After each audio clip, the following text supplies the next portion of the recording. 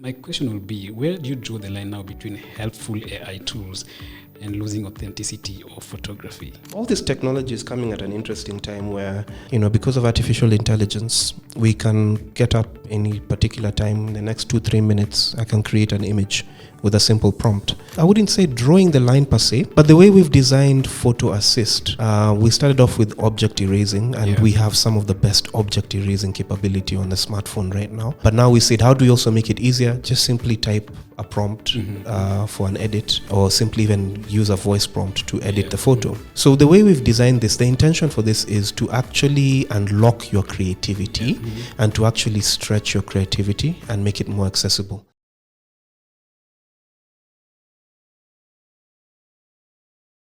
Hello and welcome to another episode of the TechTrends Podcast. Again, as I always say, this podcast is where we explore or unpack the technologies, strategies, and of course innovations shaping, the future of business and of course consumer tech in Africa and beyond. I'm your host, Nick Anali, and today we are diving into one of the biggest smartphone launches of the year. You know what, Ryan? I always love calling unpacked events that, because they're always one of the most fun launch events that you always look forward to when the year starts.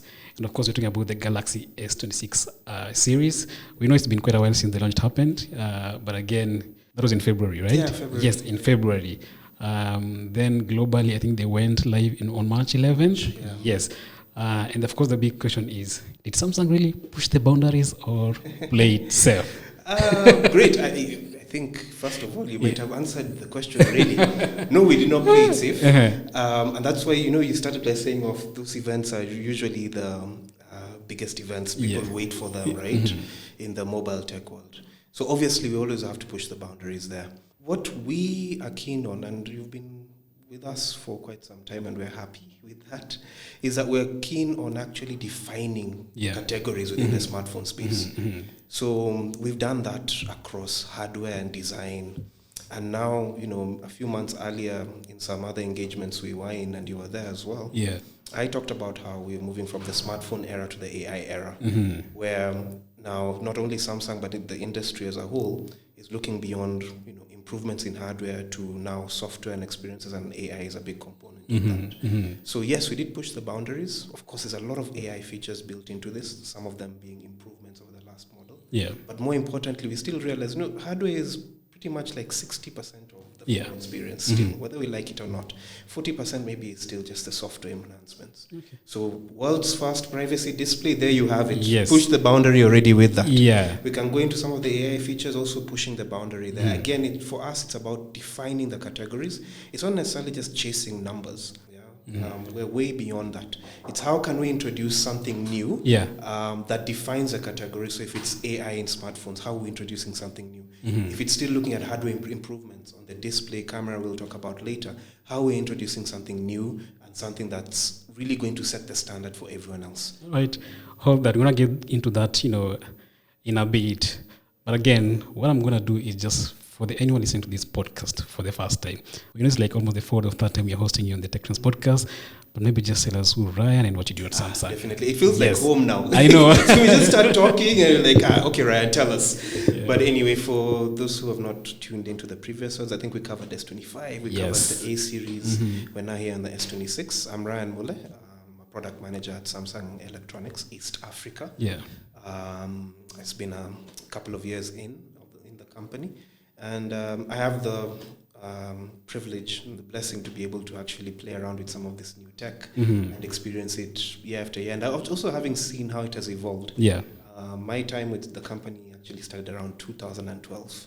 I don't know where you were in 2012. Actually, do you know, I think the first time we got to interact with you was, I think, in 2018, 2017. I think it's before you were there, then I think you left, then come back. So I think that was the first time we got to interact. So, I mean, basically, I've known you for those years. So I've seen a lot of the innovation I'm talking about, and that continuous improvement. I've seen a lot of it. And it's a really interesting space to be in. If you look at technology that's improving every other day, smartphones are really at the top of the line of what's improving, because it's so central as a part of our lives. So that's what I do. And I get to sit here and talk to cool guys like yourselves about tech. Good. We always say in-house Samsung is like family to us. That's why we are using the Galaxy S26 Ultra as your camera now. Yeah. I'm using the Watch 7. I know it's from last year. Yeah. But still, I think one of the best watches we've seen from Samsung. Yeah. Yes. And of course, just back to my earlier question, which I think you already responded to, but just following up on them, sticking to that. We've seen the design on, the S26 really hasn't changed much over the past few generations. Clean, premium, yes. But again, there's some familiarity, which, of course, that is the Samsung language we're used to, which we're not really complaining, yes, because it's just very okay. And in a market where consumers are now constantly looking for something new, is that consistency we are seeing from Samsung a strength or a risk for Samsung? Can you do something cool? Yeah. I have 3 phones here. Yeah. I think I'll put them to the camera. Yes. Which S am I looking at? Start from the left. Okay. Both are S series. Okay, which one is the Ultra? This is the Ultra. Which one is the S26 Plus? This. Which one is the S26? The middle one. You only got one right. Whoa, okay. That is your Ultra. At least I got this right. This is your A57. Wow. This is your A37. Now, your question is whether, when it comes to design, language, nothing much changes. So, the typical design of a phone is this basically almost bar type kind of thing.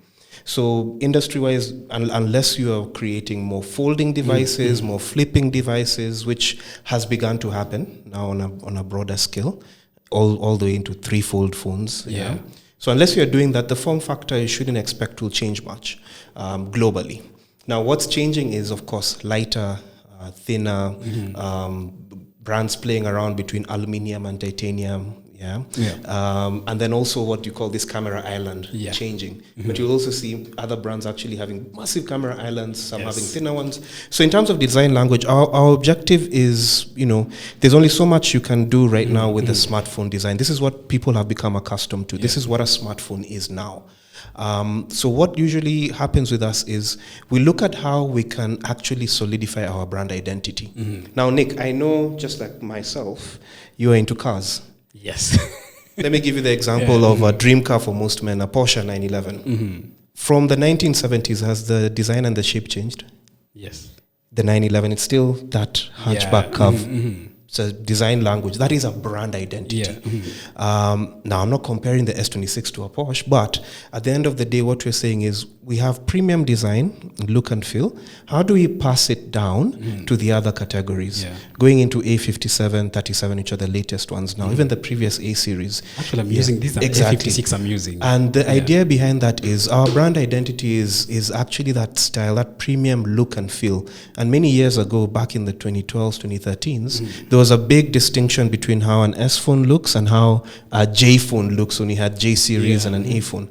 But we want our customers to be 100% confident that even when they buy an A07 or an A17, they're still getting a very premium looking device that they're proud to showcase. Now, the fact that you could not tell that those were A57s and A37s and you thought they were S26s says a lot. So we're all about that premium look and feel, but a premium look and feel that includes everyone. Now, what will happen, of course, the device, the S26 series is lighter than the previous model. It is thinner in some cases, same with the 57, 37. As long as we're making the devices more portable and easier to handle, that is actually still good enough for us. And we'll continue to set the standard in terms of design. So even the construction, the metal, the aluminum body, very solid, very strong, feels good to hold in the hand compared to any other products that you might be trying to play around with. So that's our direction with design. And of course, yes, we are innovating, doing trifold screens, but they're not commercially, at scale yet. So the future is still very bright for us. But when you have a Samsung smartphone, we want people to know you have a Samsung smartphone, and it looks the part. And, I like when you say this trifold because I like when I see brands experiment and the outcome is just crazy. Like, okay, how did this even happen? So, of course, we look forward, of course, to the trifold being commercial at some point. I hope so. I hope so. One day soon. One day soon. Because also we're innovative, but we're also cautiously innovative in the sense that the technology not only has to look good, it has to perform very well. Okay. One of the, I've been using the S26 Ultra, which again is what we're using to shoot this podcast as well. And one of my favorite things that I've seen on the phone. Of course, it's part of Galaxy AI features like Now Nudge. I like that feature. So what Now does is basically just understands what on my screen and suggests actions. And of course, Now Brief as well, which again gives me personalized insights on, based on my usage. So just break that down for us. How do this actually work in real life? And is this Samsung taking the lead in their own device AI race? Yeah, 100%. It is Samsung taking the lead in terms of on-device AI. Yeah. And what we've done with the S26 is looked at how we can scale that on-device AI experience. Number one, how can we make it a lot more practical so that this is something that appears and helps you with your day-to-day life, how you interact with the device daily. Yeah. How can we simplify that? We can layer on a lot of AI features, but they never get used because they're sitting behind a setting or they're sitting behind a different other feature. So what we said is a feature like Now Nudge, it goes into the space of AI on a phone being less reactive, where you're telling it what to do, and being more proactive. So Now Nudge works basically in the context of your messaging apps, your messages, WhatsApp, email, whatever. And it reads the context of the message. Yeah, of course, you can switch these things on and off. Reads the context of that, then tries to understand what you're trying to do or achieve. So, for example, you write to me and say, can we meet for lunch tomorrow at 2 p.m.? Yeah. Now, if you're very adept at using your calendar, you've calendared all your schedules, you're a busy person, it's able to actually bring up your calendar and you'll be able to see that you actually have a booking then. Yeah. So you're able to respond correctly and say, actually, you have a booking at that particular time. Can we try another time? So now Nudge will actually, and with the predictive messaging, will also do that for you. If you ask me to send you someone's contact on a message and send me Brian's contact, in your phone book, you have a Brian 1, 2, whatever it is. Now Nudge already understands that you're being prompted to give someone's contact. It pulls up that contact and just populates it. Now, the concept there is that is something you're doing on a day-to-day basis. Now Nudge works in that particular context. And that's how we make now our AI experience a lot more proactive and personalized to you. Because based on how you're using your calendar, based on how you have put contacts on your phone, and many other things, Now Nudge is able to understand the context, and it makes your messaging and your organization a lot more easier. So that has been the goal. All these other AI features that we launched on device last year, I know we'll talk about photo assist later, agentic actions where now, I can just get up on Gemini, which I can ask to set an Uber from here to here, and it will actually open the Uber app and set the booking. Before, it will just give you an instruction that you have to do this. Now open the Uber app. So we've built that in to make that AI experience a lot easier. So even if you don't use the photo assist, you can still probably use Now Nudge because it's right there in front of you. Either way, you go onto your messages, your email, whatever it is, it's right there in front of you. I'm glad you mentioned photo assist because, there's also a creative shift happening, that I've seen with the S26 Ultra. Like, for example, photo assist can now, do things like add elements into images. Okay, not just remove them, add elements.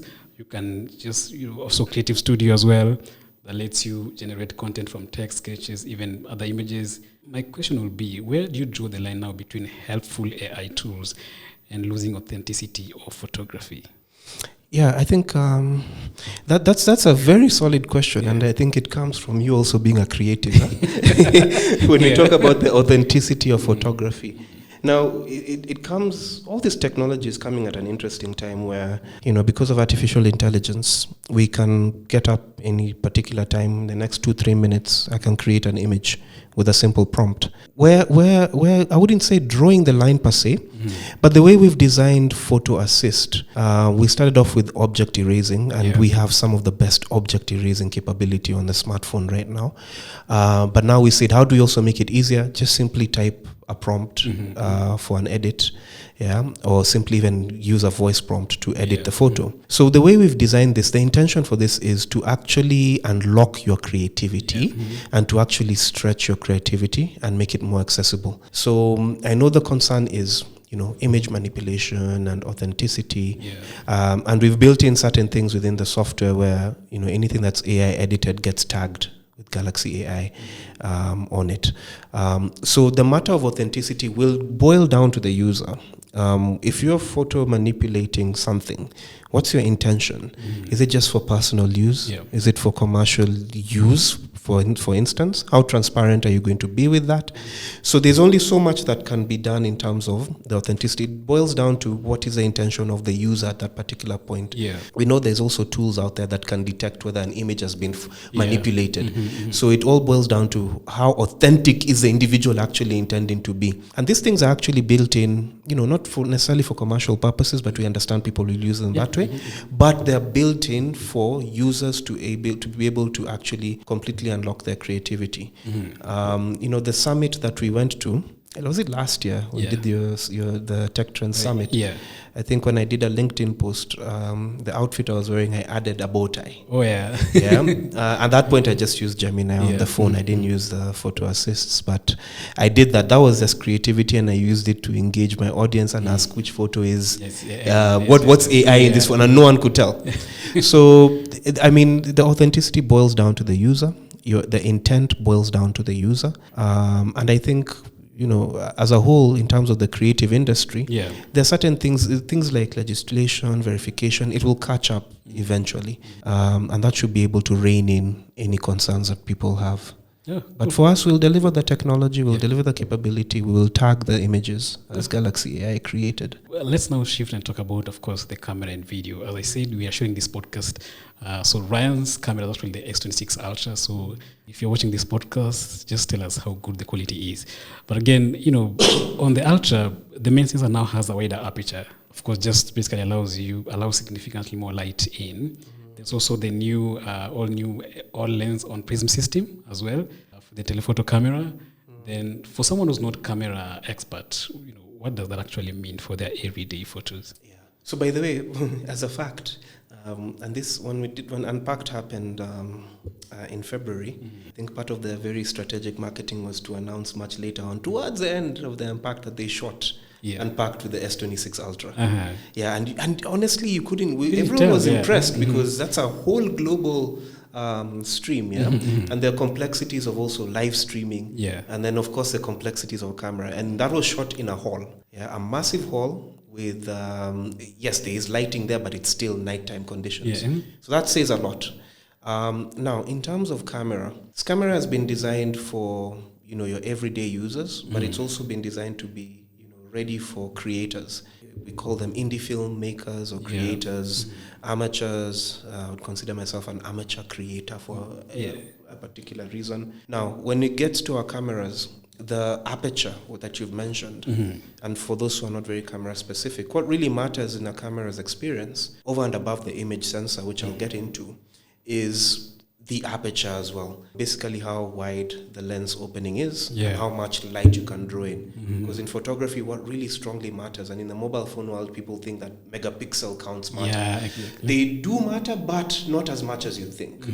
The performance of your lens matters just as much. So your wider apertures, your f1.4s, and if you're going to now cameras going to f1.2, drawing in more light gives you more control over the quality of the photo. Because in photography, light is pretty much the bread and butter of a photograph. So by actually improving the lens technology and bringing in a wider aperture lens, we're able to ensure, number one, that you are getting enough light into your lens for photography, either in daytime, nighttime, cloudy conditions, whatever it is. And we're big on nightography, how well the camera is able to work in nighttime situations.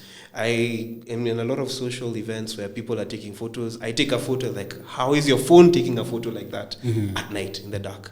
So that's what we're able to deliver. Then, of course, improvements with the telephoto lens that you've talked about in terms of, zoom quality and zoom speed, that still carries on into the S26. But again, now the other more important thing that the non-camera technical people would need to know is, with smartphone cameras, the image sensor, we've built in a lot of technology into our image sensors. The image sensor is still limited in size, what you can actually put in compared to a full body camera. Full body cameras have a very large sensor, so that's why the megapixel count on a 300,000 bob camera will still read 12 megapixels. I know. Or 24, and it confuses people. Yeah. Then you got into the S26, you have a 200 megapixel. And the 200 megapixel is because you have a smaller sensor, so you have to cram a lot more pixels to achieve the same level of quality. So that's why we say the pixel count might not matter as much, but the aperture and the light processing and the software behind the camera matters a lot more in terms of the photo experience. And we have done all that with the S26. We continue to even improve it. For us, a big part of it is night photography and now night videography. Yes. And how do we reduce the noise that you typically get when you take a photo at night, the blurriness you get, the noise you get at photo at night or a video at night. And then we trickle it down into A57, A57 as well. So a lot of these features are also coming now to the A series as well, which is pretty interesting. And just still on the S26 Ultra, we've seen it now support advanced professional videos, including up to 8K at 30 FPS. Talk to us about that. Yeah, so 8K at 30 FPS. Now, you're talking about very high resolution standards and frame rates. Yeah. What that basically means, it's twofold. It covers us in situations like this where, I know here you have a camera and a phone, but there'll be situations where a creator only wants to rely on the camera. And for videography, shooting at 8K, 30 frames per second, gives us that massive amount of room where we can now speak to and appeal to really high-end creators, creators who are very technically adept and demand a lot more from a product, so that they can get the best video quality. So that allows us to make this phone very addressable to the very detailed, very performance-centric video creators who want something that they can carry around and take a video, and probably even shoot a full feature, which is possible. We've done it with the S26, S25 in previous times. Now, in terms of future-proofing, now 8K 30 frames per second is not something you're going to find on every single TV. You're not going to find it on every single monitor. And if you do, you're paying a lot to get that capability. Now, you shoot 8K 30 frames per second here on this device. Maybe you don't have access to screen technology that allows you to render that right now. But in the future, who's to say 3 years' time, maybe Nick has a whole 8K display in his house. He still has this content. Maybe he's moved the phone. So that future-proofing means whatever you've created here will be viewable in high fidelity at a much later stage.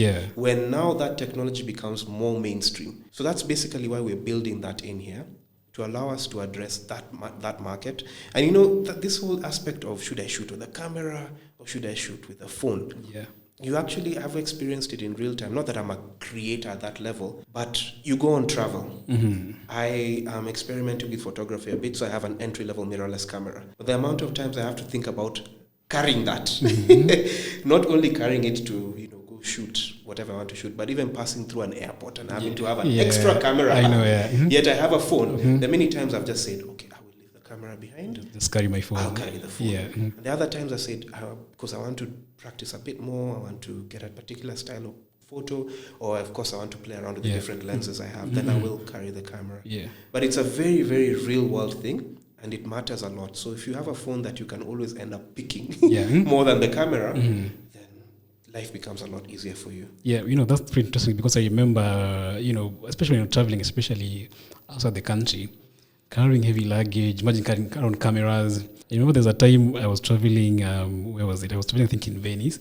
Then I called, I called Andy Irene and told her, I'm traveling, I don't want to carry my phone. Can I get that in the fold? So Samsung sent me a fold, and I carried to my trip, plus the wireless mics. I was good.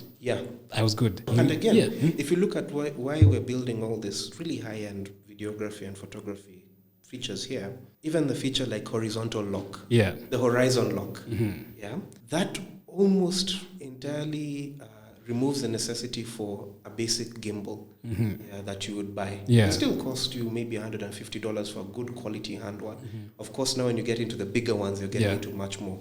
But with the horizontal lock feature, basically, you don't need the gimbal. It stabilizes your photo so well. There have been situations in my own personal use with my S25 Plus a few situations. Let's say I'm at a marathon, and usually I like to film just as we're starting. Yeah. So as we're running up, I'm holding the phone and filming. So of course it's going to bounce around. There's optical image stabilization built in, but it's not as good as what the horizontal lock does. Yeah. It basically just mimics what your handheld gimbal would be able to do. And that means I can even wear maybe a chest strap, mount the phone here. Yeah. I can wear a head strap, mount the phone here, comfortably move around. So now in terms of amateur creators, experimental creators like myself, full-on indie filmmakers, you have so much built into this that really says, okay, look, we're not trying to replace your camera entirely. Yeah. We're just trying to make it more practical for you to create, and easier for you to create, because the fully fledged creators will use a hybrid of both. Yeah. So why not make this just nearly as good?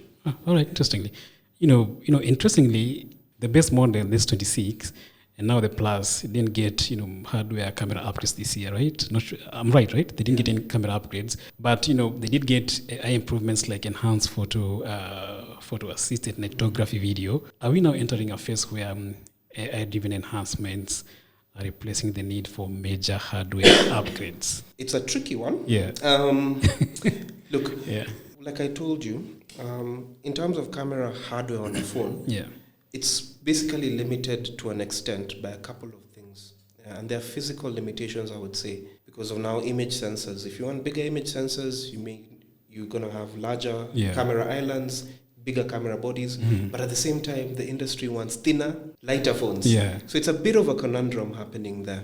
So that's why you're finding that, if we can't build in much bigger sensors, but we can improve the lenses, then what do we do to enhance the photo quality? And that's why now AI steps in. So the hardware will still need to improve. Maybe not as fast, because you'll notice that even on the cameras that like the DSLR that you're using here, or the mirrorless cameras, no more mirrorless, the image sensors are also being improved. So it's going hand in hand. Now, AI is not necessarily going to replace the hardware improvements in the camera lenses. What it's doing is that it's actually coming in sort of like a partner.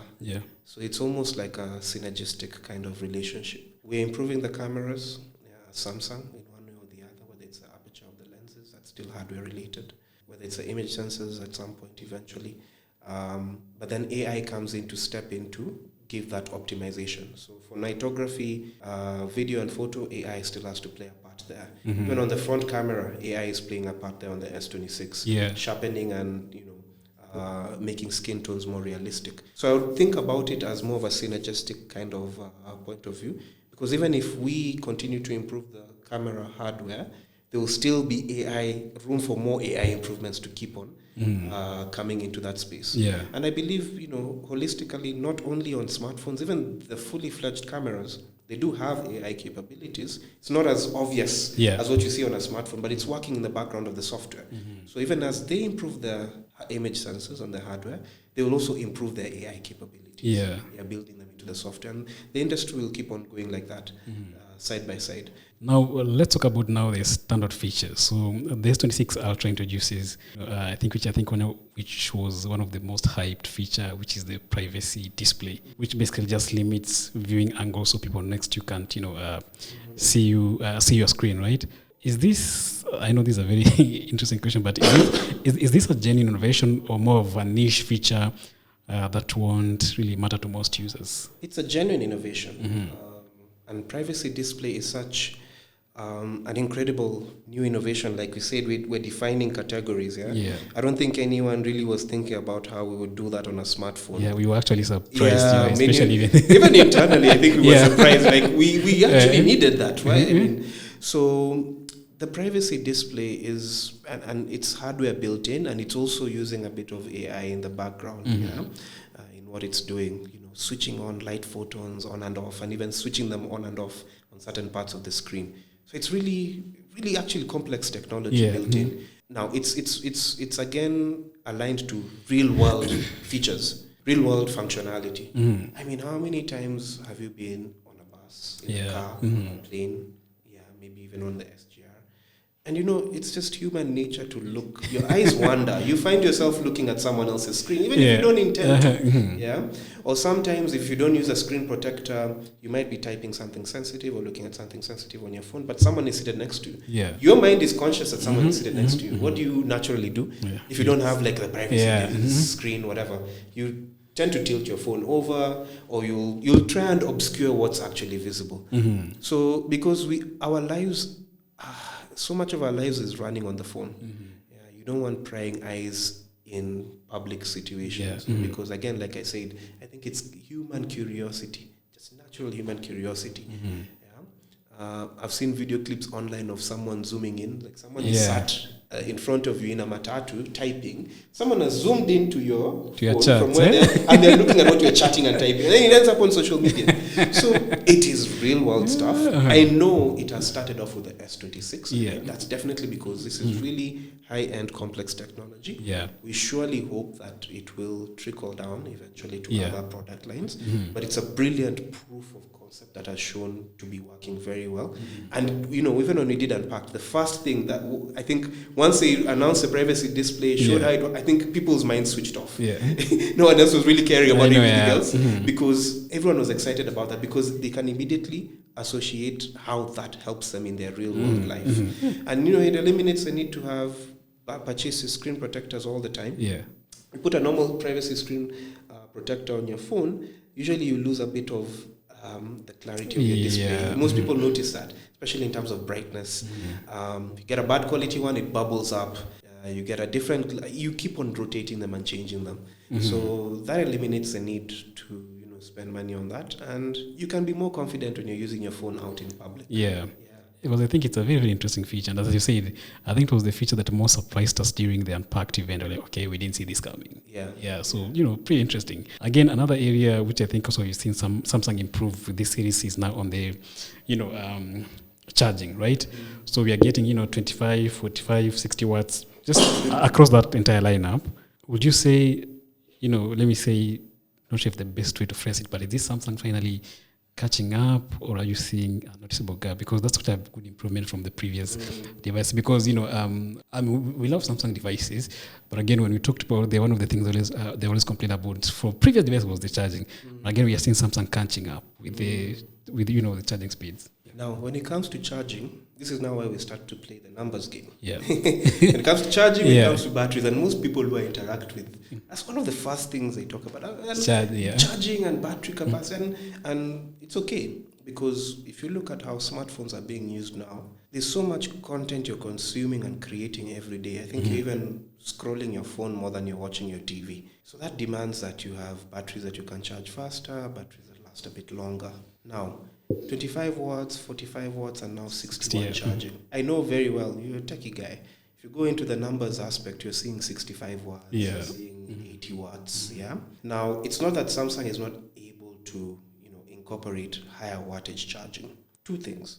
Number one, it is either you have higher wattage charging, maybe even beyond 60 watts, but then what we are more focused on is, what is the device environment and how is it drawing power from that battery? Number one, and that's with the battery capacity. So we focus more on having high power efficiency processors built in, and also optimizing our software environments as much as possible. So that's why you see, you have continually have upgrades on One UI. And those UI upgrades also have a significant impact on the battery experience and also charging. So we focus on optimizing the device environment in terms of the processors, whether it's an NPU, GPU, CPU. How do you make them more power efficient so they're not drawing a lot of power from the batteries? Now, in terms of the charging speed, 60 watts will give you around 75% in 30 minutes. Now, let's look at it realistically. How many times, Nick, do you maybe get out of the house or office and realize you have 5%, 10%, 15%? It happens once in a while. You plug it in. Are you necessarily going to wait to get to 75%? Rarely, yes. You're going to get to a percentage that you're comfortable with, which is what, 20, 30, 40? So in essence, we've built in the capability to charge up to 75%, let's say with the 60 watts, which is much faster. But in the actual real world scenario, that fast charging is used in situations where you need to get quick charge Yes, and yeah. then move and then get charge any other time. So we have to think about it objectively like that. Yes, we can put in bigger charging capacity, but we also have to, as Samsung, we're very keen on very rigorous testing and validation when it comes to charging and when it comes to batteries. So when you get into higher wattage charging, you have to now start to consider battery degradation and life cycle. You have to consider battery safety as well. And actually, most people don't even know that, So you have, fast charge. Yeah. Then what? Yeah. Right. So is your battery going to last longer? Yeah. And if you're now looking at faster wattage charging, even the power bricks that we've built are built with very rigorous testing and safety elements so that we're not significantly downgrading the battery just because we're charging it faster. Yeah. Yet, even in a real world scenario, no one is waiting to get to the 75. We're just giving you the capability and the safety to do so. Now with the batteries as well, the other discussion is batteries are going into 8,000, 6,000, and it's because of silicon carbon technology, where you can get bigger battery capacities squeezed into smaller bodies. Now, that technology is still fairly new, and a lot of the brands are still on the lithium-ion batteries, solid lithium-ion batteries, and it's for good reason. Again, we are not going to rush to do the numbers game. We're going to focus more on optimizing the current capacities, because even at those higher capacities, the amount of benefit you're getting, either in viewing time or usage time, is still marginally small versus the 5,000 or 8,000. So are we going to be able to focus on making sure that the life cycle of the battery is more sustainable, and we give you a 5,000 milliampere battery like on the Ultra, but it's still very efficient because you have a very efficient, power efficient processor, you have very good software running, you have very many battery optimization options. That's what we'll focus on. And of course, later on, it will look like we're catching up, but we're just being a lot more deliberate and cautious with the innovation, but still optimizing the user experience. Many other brands will put the numbers thing because, again, we are defining spaces. The other brands might be trying to catch up, and the easiest way to try and catch up, at least from a perceptive point of view, is to cram in bigger numbers. Bigger numbers don't necessarily mean better experience. So you'll find a lot of that. So that's a space that we're operating in terms of smartphones right now. That's a very, very good response, actually, because how often do you hear someone tell you, my Samsung phone is draining my battery? Very, very rare, actually. And we understand, it's rare, and we understand batteries will drain. It depends also how much of a user you are. Me, I'm constantly on YouTube. I'm constantly on podcasts. Coming here, I'm constantly on. Working, I'm listening to something. So I understand how my battery will perform at that point. But I can get home and I will sleep with it at 20%, 15%, knowing that even if I wake up late to go to work, I will plug it in 10, 15 minutes, even 5. It charges fast enough for me to have enough battery to move to the next point. That is the usage that this fast charging is designed for. All right. As we almost come to an end, one question: which is your favorite feature in this series? So your favorite feature and your favorite device in the series? For me, and you might think because I'm into this tech, not I'll say the Ultra. Surprisingly, I'll say S26. Oh, now not even the Plus. Not even the Plus. The base model. Okay. Look, for me, my best feature, I would easily say privacy display. But for me, I was really blown away. But because I probably knew the privacy display feature was coming, but I was a lot more blown away by the horizontal lock for the videography. Because I could really see how I could use that with the videos I'm taking so much more. Now, I would say S26 because personally I'm more inclined to the slightly smaller phones. Again, for me, also the Ultra comes with a stylus pen, but I can't use the stylus pen because I have a bit of a disability on my right hand. So for me, I would get onto the S26. I have the S25 Plus. That's why I want to try something smaller and see if that experience is a bit different. But I love just how nice and sleek and compact it is.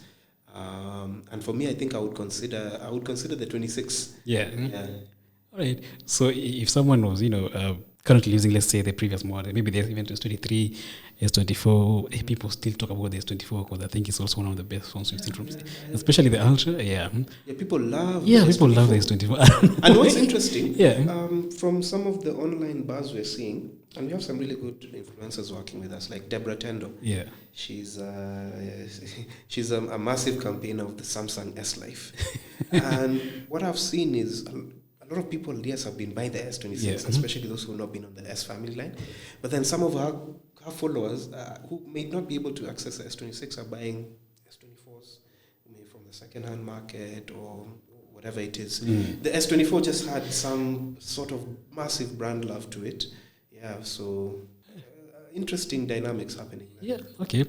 Now, we are almost done with this podcast. But again, let's talk about the pricing. So the best S26 starts at 120. Then the Plus starts at it's like $199. How much is that in Kenyan shillings? That's Then of course we are seeing both of these devices seeing a price increase, but the base model no longer includes the 128 GB option, I think. We used to have a base 128.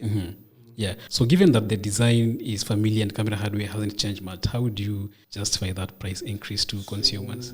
There's a couple of things there. So in terms of this, the base model 128, now in this particular premium space, 128 GB doesn't really begin to make any sense. Because most of the market really has shifted to 256. Even below this segment, shifted to 256, 512. Now, more importantly, the reason now we start at the 256, of course, to also give some price entry point. But having those larger capacities as default is important because you have a lot of AI software crammed into this, which is going to demand a lot more of the base storage. You have a lot of content will be created and consumed here, which is at a higher level. So you need those stronger points. Now, S26, S26 Plus. I know right now, globally, there's a lot of focus on the Ultra. And especially the privacy display. It looks like it has more of it packed in. But to be honest, other than the privacy display, these devices are actually very similar. The 26 Plus and 26, as we talk about batteries, even though I've told you we don't really focus on making bigger batteries, we've actually increased the capacity by some 900 milliampere hours, I think, on the S26 Plus, around 300 milliampere hours on the S26. Then again, remember, all these three devices, compared to the previous models, have significant improvements in the processing power of the NPU, including all the AI, the GPU, and the CPU. So those have gone up by massive percentages in terms of performance. You have newer processors on them either way, Snapdragon processor on this is the latest one, and even the Exynos processors on the 26 and 26 Plus are the latest ones you have in the market. And when you benchmark them, they're actually in the top 3, top 5. Because sometimes people say, they don't have the Snapdragon. So no. They're still really high-end processors. So you have hardware improvements that you might not necessarily see because you're just looking at the design. You have a lot of hardware improvements there. Even the cooling has improved by a massive percentage.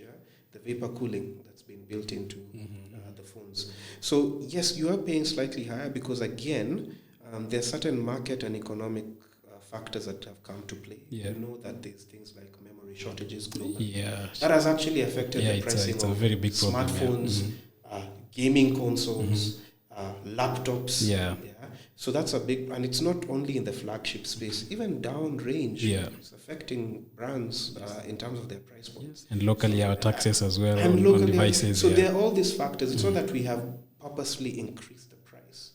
And even in terms of the camera hardware, like you said, it might not seem from a megapixel count or the camera layout, a lot has changed. But a lot has changed in the background of things. From the AI optimizations, what we've talked about, the aperture, the horizontal lock being built in is a massive thing. So those improvements basically can be used to justify that additional price point you're making if you put it spec by spec. But also bear in mind that a lot is changing in this electronics space in terms of the global things. All these things that are happening globally is affecting the price of a lot of things. So we will try and maintain our pricing as accessible as possible. And either way, you know very well that we work with people like Loop. So we're able to finance this kind of products, and we'll continue to work with them later on in the year as well. Okay. So you're getting good value for money still.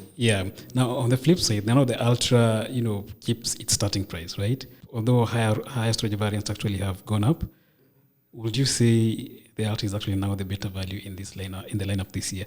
I know you said the base is your favorite. Yeah, I mean, it depends on what you're looking for. Yeah. This is ultimately depends on what you're looking for. If you're someone who has been in the S-line family, Yeah. And and even previously in the Note family, and you still need that S Pen experience, and the Ultra definitely, basically just because of that, cancels out everything else. Yeah. So it depends on your use case, it depends on your experience. If you're someone who is really, really keen on that privacy display for your own personal use, then the Ultra makes it for you. Yeah. So it basically, you're going off, ticking off a checklist of what does the Ultra have, what does the S26, S26 Plus have, what doesn't have. So you'll be able to pick, mix and choose between those three. Yeah. So you'll find that that's how you'll still get a lot of value out of this. Like you said, the AI features now nudges on all of them, AI select, the photo assist. That experience is cutting across all of those. So you're only trading off slightly smaller screens on the other two models, slightly smaller battery capacity, but again, like I told you, very efficient processors wouldn't worry you. That's basically about it. Yeah, the cameras, yes, there's a bit of a difference with the Ultra cameras, but again, you're still getting really good nighttime photography capabilities, good zooming capabilities as well. So yes, there's a small trade-off, but it depends on what you really want from that S phone. Yeah. So that's why for me, I would very strangely pick the S26 because I am looking for something a bit more compact. Yeah. I'm okay with this, even as S26 screen size is still big enough for me. But someone else needs a massive phone because maybe they even multitask a lot more. Maybe they use it for work a lot more. Yeah. So maybe someone needs a device that's a bit stronger in terms of cooling for gaming, then they'll go for the Ultra. Yeah. So it depends on what you're looking for from the menu set. Yeah. Right. As we wind up, let's talk about now availability, talk about financing options. You mentioned Loop, and just where people can actually buy any of the devices in the series. The devices are available across all our Samsung Experience stores, countrywide. So the Samsung Experience Store is basically shops that you find in almost all the leading malls in Kenya, across Kenya, Nairobi, Mombasa, Kisumu, whatever it is. We also have smaller stores, which you call shop-in-shop stores, to find around CBD. So usually those are authorized sellers for our products, so you can easily find them there. But the best place to actually get a really fast-hand view where you'll have, because there's some stores where you just have the box display, so you don't get to interact with the phone. So the Samsung Experience stores are easier. So if you're in town, just near Jamia Mall, Jamia Mosque, there's a store there. If you're at Sarit, there's a store there.